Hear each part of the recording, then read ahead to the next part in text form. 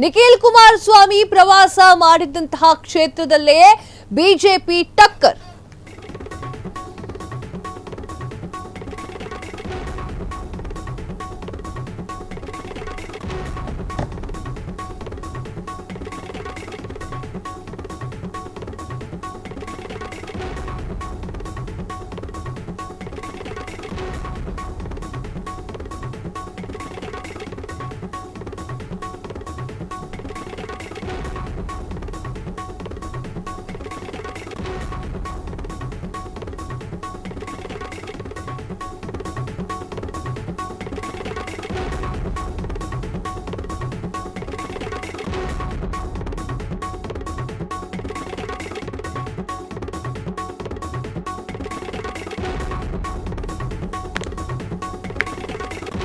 ನಿಖಿಲ್ ಕುಮಾರಸ್ವಾಮಿ ಪ್ರವಾಸ ಮಾಡಿದಂತಹ ಕ್ಷೇತ್ರದಲ್ಲಿಯೇ ಬಿಜೆಪಿ ಟಕ್.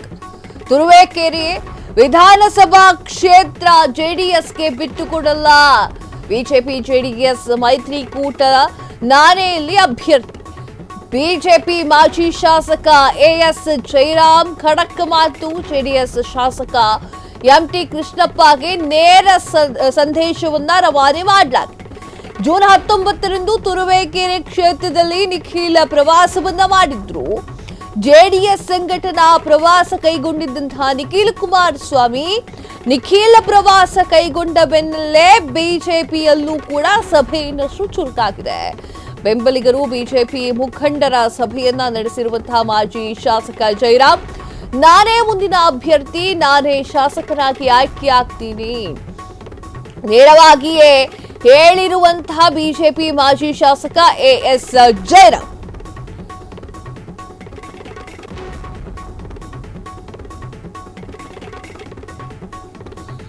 ನಿಖಿಲ್ ಕುಮಾರಸ್ವಾಮಿ ಪ್ರವಾಸವನ್ನ ಮಾಡಿದ್ದಂತಹ ಕ್ಷೇತ್ರದಲ್ಲಿ ಬಿಜೆಪಿ ಟಕ್ಕರ್ನ ಕೊಟ್ಟಿದೆ.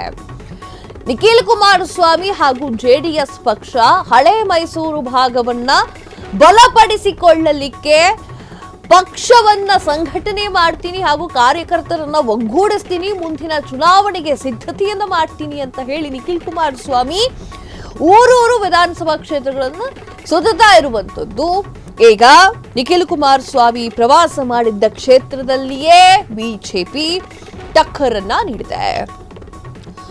2028ರ ಚುನಾವಣೆಗೆ ಸಿದ್ಧತೆಯನ್ನ ನಡೆಸಿಕೊಳ್ತಾ ಇರುವಂತಹ ಜೆಡಿಎಸ್ ಮೊದಲು ತಮ್ಮ ಕೈಯಲ್ಲಿದ್ದಂತಹ ಹಳೆ ಮೈಸೂರು ಭಾಗಗಳಿಗೂ ಕೂಡ ಭೇಟಿಯನ್ನ ನೀಡ್ತಾ ಇದೆ. ತುರುವೇಕೆರೆ ವಿಧಾನಸಭಾ ಕ್ಷೇತ್ರವನ್ನ ಬಿಟ್ಟುಕೊಡುವುದಿಲ್ಲ. ಬಿಜೆಪಿ ಮಾಜಿ ಶಾಸಕ ಎಸ್ ಜಯರಾಮ್ ಅವರು ಖಡಕ್ ಆಗಿ ಮಾತನಾಡಿದ್ದಾರೆ. ಜೂನ್ 19ರಂದು ತುರುವೇಕೆರೆ ಕ್ಷೇತ್ರಕ್ಕೆ ನಿಖಿಲ್ ಕುಮಾರಸ್ವಾಮಿ ಅವರು ಪ್ರವಾಸವನ್ನ ಮಾಡ್ತಾರೆ. ಜೆಡಿಎಸ್ ಸಂಘಟನಾ ಪ್ರವಾಸವನ್ನ ಕೈಗೊಂಡಿದ್ದಂತಹ ನಿಖಿಲ್ ಕುಮಾರಸ್ವಾಮಿ ಪ್ರವಾಸ ಕೈಗೊಂಡ ಬೆನ್ನಲ್ಲೇ ಬಿಜೆಪಿಯಲ್ಲೂ ಕೂಡ ಸಭೆ ಇನ್ನಷ್ಟು ಚುರುಕುಗೊಂಡಿದೆ. ಬೆಂಬಲಿಗರು ಬಿಜೆಪಿಯ ಮುಖಂಡರ ಸಭೆ ನಡೆಸಿರುವಂತಹ ಮಾಜಿ ಶಾಸಕ ಜಯರಾಮ್ ಅವರು ನಾನೇ ಮುಂದಿನ ಅಭ್ಯರ್ಥಿ, ನಾನೇ ಶಾಸಕನಾಗ್ತೀನಿ ಎನ್ನುವಂತಹ ಮಾತನ್ನ ಹೇಳಿದ್ದಾರೆ. ಅಂದ್ರೆ ಜೆಡಿಎಸ್ಗೆ ಟಕ್ಕರನ್ನ ನೀಡಿದ್ದಾರೆ. ಜೆಡಿಎಸ್ ಈಗ ಪಕ್ಷವನ್ನ ಮತ್ತೆ ಕಟ್ಟುವಂತಹ ಹಂಬಲದಲ್ಲಿ ಕಾರ್ಯಕರ್ತರನ್ನ ಒಗ್ಗೂಡಿಸುವಂತಹ ನಿಟ್ಟಿನಲ್ಲಿ ಯುವ ನಾಯಕ ನಿಖಿಲ್ ಕುಮಾರಸ್ವಾಮಿ ಅವರು ವಿಧಾನಸಭಾ ಕ್ಷೇತ್ರಗಳಿಗೆ ಭೇಟಿಯನ್ನ ಕೊಡ್ತಿರುವಂತಹ ಈ ಒಂದು ಹಿನ್ನೆಲೆಯಲ್ಲೇ ಜಯರಾಮ್ ಅವರು ಈ ಮಾತನ್ನ ಆಡಿದ್ದಾರೆ. ನಾನೇ ಮುಂದಿನ ಅಭ್ಯರ್ಥಿ, ನಾನೇ ಶಾಸಕನಾಗಿ ಆಯ್ಕೆ ಆಗ್ತೀನಿ ನೇರವಾಗಿಯೇ ಬಿಜೆಪಿ ಮಾಜಿ ಶಾಸಕ ಎಎಸ್ ಜಯರಾಮ್ ಅವರು ಮಾತನಾಡಿದ್ದಾರೆ. ಏನ್ ಹೇಳಿದ್ದಾರೆ ನೋಡ್ಕೊಂಡು ಬರೋಣ ಬನ್ನಿ. ಇಲ್ಲೂ ಸಹಿತ ಅವರು ಆಗ್ತಾ ಇದೆ. ಸಾವು ನೋವುಗಳು ಮದುವೆ ಮುಂಚೆ ಒಂದಕ್ಕೂ ಮಿಸ್ ಮಾಡ್ತಾರೆ ಬರ್ತಾ ಇದ್ದೀನಿ. ಎಲ್ಲ ಒಡನಾಟ ಇಟ್ಕೊಂಡೇ ಇದ್ದೀನಿ.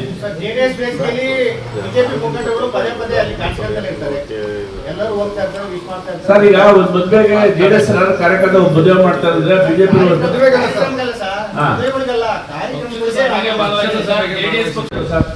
ನಮ್ಮ ರಾಜ್ಯಾಧ್ಯಕ್ಷ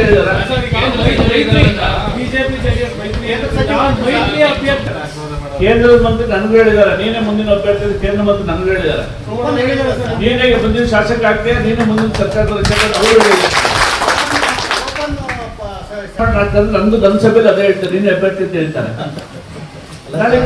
ನಾಳೆಗೆ ಮೈತ್ರಿ ಆದ್ರೂ ಇದು JDSಗೆ ಅಂತ ಏನಾಗಲೇ ಸರ್ ನಮ್ಮ ರಾಜ್ಯಾಧ್ಯಕ್ಷ ಹೇಳಿದಾರೆ